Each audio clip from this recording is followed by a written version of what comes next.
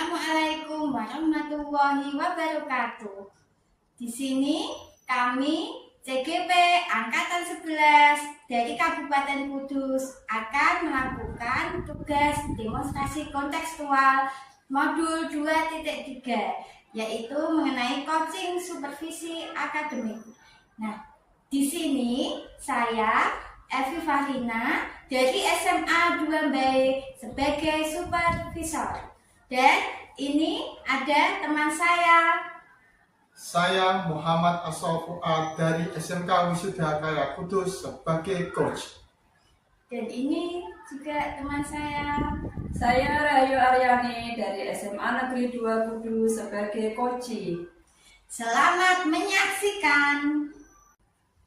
Assalamualaikum Pak Fuad. Waalaikumsalam Bu Evi. Alhamdulillah, saya senang sekali bertemu Pak Fuad hari ini. Saya juga senang bertemu Bu Evi.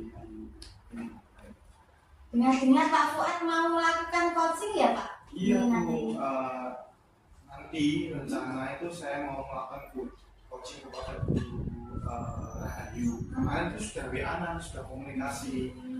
Mungkin ada masalah tentang sekolah, tentang keluarga, perizinan gitu Bu. Jadi gitu ya Pak. Saya itu ingin berdukungan pada Bapak. Terima kasih Bu. Kira-kira ada yang bisa saya bantu Pak Fuad? Ya, sebelumlah saya melakukan coaching ya Bu, saya tuh pengen bagaimana cara tuh mendengarkan yang baik sebagai pendengar yang baik kepada Bu Rahayu. Terus saya juga pengen bagaimana cara memilah atau pertanyaan-pertanyaan yang mendalam Bu, bagaimana pertanyaan tersebut bisa masuk ke dalam Bu Rahayu. Oh gitu. Baik Pak Fuad, ini sudah saya catat ya. Apa yang diinginkan Pak Fuad? Kalau boleh saya tahu Pak, mengapa Pak Fuad ingin melakukan hal ini? Pertama emang karena mungkin ada permintaan dari Bu Rahayu melakukan coaching ya. Terus yang kedua, ini sebagai momentum saya bagaimana saya bisa melakukan coaching kepada teman sendiri. Terus yang ketiga itu bagaimana saya itu lebih bisa memberikan pertanyaan-pertanyaan yang baik. Kan nanti kan juga akan dalam tahap nanti belajar juga nanti saya lebih baik lagi karena pengalaman melakukan coaching. Iya. Baik Pak, sangat bagus. Ini nanti saya akan melakukan observasi sama jenengan nih Pak ketika melakukan coaching. Ya apa boleh nanti sekalian ikut juga nanti sama Bu Rahayu. Monggo Pak, mungkin bisa dilakukan coachingnya mumpung saya di sini ya Pak ya. Itu kayaknya Bu Rahayu sudah datang. Oh, iya.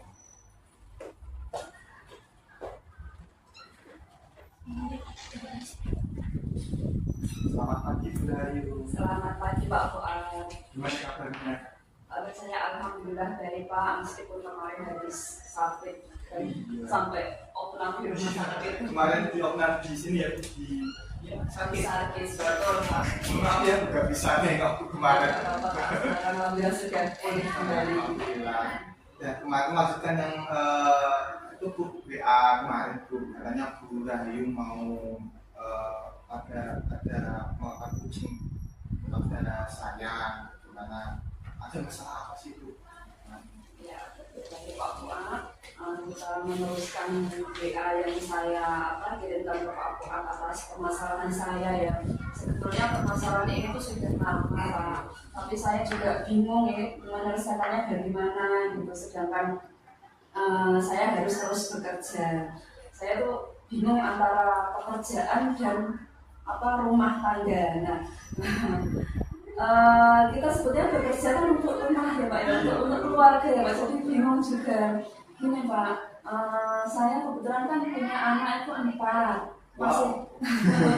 Masih kecil-kecil juga Pak anak saya. Yang pertama itu baru kelas 4 SD, terus yang kedua kelas 3, yang ketiga itu baru PAUD, terus yang keempat PAUD juga ya. Nah, namanya anak Pak ya, itu kan sering sekali sakit, sangat riskan dengan virus-virus di Iya, lingkungan itu. Pak Fuad sendiri kan punya anak kecil ya, Iya. apalagi saya yang 4 Pak. Nah saya tuh kadang dilema Pak, ketika anak saya sakit itu saya harus izin. Saya dilemanya itu kalau tidak izin salah, tapi kalau izin kok ya terus-terusan nggak enak, kok sakit, kok alasannya sakit, terus dari mana memang anak saya sakit. Kalau anak sakit kan biasanya sehari-hari kan saya titipkan di TPA. Nah tapi kalau sakit kan TPA kadang tidak mau menerima, apalagi seperti penyakit yang menular misalnya cacar gitu ya. Jadi saya itu dilema Pak di situ antara pekerjaan dan keluarga. Itu gimana ya Pak Fuad atas atas masalah yang saya hadapi. Harapan saya dari coaching ini bisa menemukan titik terang gitu. Ya menurut Ibu ini kan ada skala prioritas, mungkin ada di keluarga sama di sekolah ya. Menurut Ibu bagaimana Ibu menerapkan skala prioritas itu dengan cerita tadi? Kalau skala prioritas tentu saja tadi sudah saya sampaikan, saya bekerja untuk anak. Misalnya saya berada di keluarga, ya memang betul itu keluarga saya. Tapi kalau saya berada di keluarga, pasti kan saya tidak bisa menjadi pengajar atau pendidik yang profesional. Jadi gimana caranya saya bisa mempertahankan keprofesional saya, pekerjaan saya, dan tetap memprioritaskan juga keluarga saya. Jadi saya berusaha untuk tetap memenuhi kewajiban saya sebagai guru.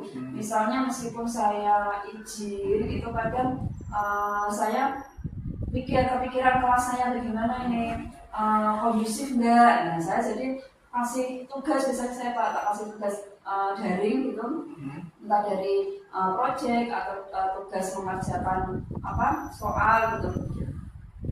Tugas itu yang tugas-tugas yang berbobot yang kiranya anak itu bisa kondusif di kelas. Sejauh ini seperti itu sih Pak. Tapi lancar kan bukan misal di situasi Ibu izin, Ibu mengasihkan tugas, Ibu juga memberikan skala prioritas. Kalau emang di keluarga merasa bisa itu terkondisikan, ya mungkin di sekolah. Tapi kalau emang di keluarga emang tidak bisa dikondisikan, harus izin. Berarti kan Ibu juga sudah menerapkan skala prioritas itu. Terus menurut Ibu, nah solusi-solusi apa yang nantinya Ibu terapkan ya, nanti agar nanti perasaan Ibu itu biar tidak nyamannya itu bisa berkurang lah, karena Ibu merasa ada izin dan lain dan seterusnya gitu. Itu ada nggak solusi-solusi itu? Mungkin ketika anak saya sakit dan saya harus izin, saya harus memberikan tugas ke murid. Itu bukan tugas yang hanya mengerjakan yang membuat murid bosan. Mungkin tugas yang berbobot ya Kak ya, seperti proyek-proyek, atau misalnya saya mapel olahraga, saya minta anak bermain dengan permainan yang seru gitu. Sejauh ini belum ada masalah yang saya sampai ditegur kenapa kok muridnya tidak kondusif keluar masuk. Sejauh ini belum sampai situ sih Pak. Cuma saya dilema kok gini banget ya, punya anak banyak ternyata kalau sakit repot juga gitu. Bagian dari tanggung jawab Ibu sebagai seorang pendidik dan bagian tanggung jawab Ibu sebagai ibu rumah tangga. Saya yakin dari sekolah juga memaklumi lah, itu hanya mungkin perasaan-perasaan. Kalau memang sekolah itu sudah dikasih tugas, sudah izin, itu menurut saya tidak apa-apa. Mungkin yang perlu dikomitmenkan lagi ya Bu. Mungkin kalau Ibu lupa ngasih tugas dan izinnya, itu menjaga komitmen ini Ibu yang supaya bisa konsisten nanti. Setiap saya izin nanti ada kegiatan, nanti saya harus memberikan tugas yang bagaimana. Ada teman yang Ibu partner kerja yang Ibu bisa sampaikan atau Ibu titipkan, itu komitmennya seperti apa itu nantinya ke depan. Biar jenengan juga nyaman, juga tidak khawatir nanti di kelasnya itu nanti seperti apa dan apa, gimana? Mungkin saya untuk kedepannya Pak ya, menjadi apa ya, pendidik yang lebih profesional lagi, lebih bertanggung jawab lagi. Misalnya saya harus datangnya itu jangan sampai terlambat. Meskipun saya izin, tapi saya usahakan setiap berangkat sekolah saya tidak datang terlambat, bahkan bisa lebih awal dari teman-teman. Itu kan juga memberi contoh, oh ternyata Bu Rahayu meskipun sering izin karena anaknya sakit, ternyata ya bisa bertanggung jawab juga atas dirinya sendiri, atas murid-muridnya. Terus berusaha ketika memberi tugas juga murid di kelas itu harus bisa kondusif, tidak selesai tugas murid keluar masuk ke kantin atau tidur-tiduran atau bagaimana. Saya usahakan seperti memberi menunjukkan bahwa diri saya mampu, mungkin gitu Pak ya. Ketika saya bekerja membuat perangkat atau kehadiran saya dan lain-lain, di samping saya juga izin karena anak-anak saya sakit itu. Ini saya sudah luar biasa sih Bu tentang solusi-solusi yang Ibu berikan. Mungkin dari saya ternyatanya ini dalam tahap aksi nyatanya nanti seperti apa dan evaluasinya nanti seperti apa. Terus kalau hal-hal itu dilakukan bagaimana ide apa untuk melakukan action itu. Mungkin kalau kejadian itu besok atau besok hari ini anaknya sakit, besoklah Ibu Rahayu mau izin itu bagaimana langkah terus evaluasinya? Ya, untuk kedepannya langkah-langkahnya Kak, saya harus bisa lebih memanajemen diri, memanajemen waktu. Saya ingin menunjukkan kepada yang lain, meskipun anak saya masih kecil-kecil, kadang izin sering izin anak-anak sakit, tapi saya juga ingin menunjukkan bahwa saya itu mampu berkompeten dalam bekerja. Mungkin gitu Pak ya. Mungkin pertama sini ada yang perlu Ibu sampaikan lagi nggak atau kita cukupkan untuk melakukan ini? Untuk waktu untuk pelaksanaan realisasinya minggu depan mungkin saya mulai pikir Pak untuk mengevaluasi diri saya untuk ke depan. Kita cukupkan untuk hari ini ya Bu. Nanti mungkin kalau masalah waktu kita lakukan itu merasa ada hal yang perlu disampaikan kita sampaikan. Terima kasih Pak Fuad, sangat bermanfaat sekali coaching dengan Pak Fuad. Semoga kedepannya saya bisa menjadi pribadi yang lebih baik lagi dan dilema-dilema yang saya rasakan selama ini bisa terkikis dengan evaluasi coaching pada hari ini. Terima kasih Pak Fuad. Selamat pagi Pak Fuad.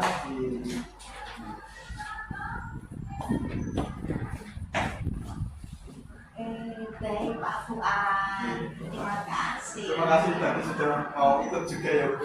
Iya Pak, sama-sama. Saya juga senang Pak Fuad ini masih bersedia ya duduk di sini sama saya. Saya ingin membahas hasilnya observasi ya Pak ya, yang telah saya lakukan pada saat Pak Fuad tadi coaching. Jadi gini, bagaimana menurut Bapak sendiri, menurut penilaian Bapak, performa Bapak ketika melakukan coaching ini tadi? Kalau menurut saya sih lumayan ya, karena ini mungkin coaching saya yang pertama dan dievaluasi khusus sama Bu Evi. Jadi agak grogi juga gitu. Jadi saya juga aktif untuk mendengarkan apa yang dirasakan Bu Rahayu, terus saya juga mengajukan pertanyaan-pertanyaan yang lebih mendalam bagaimana itu bisa terjadi, yang itu juga membuahkan hasil, ada ide-ide sendiri dari Bu Rahayu ternyata untuk melakukan hal tersebut.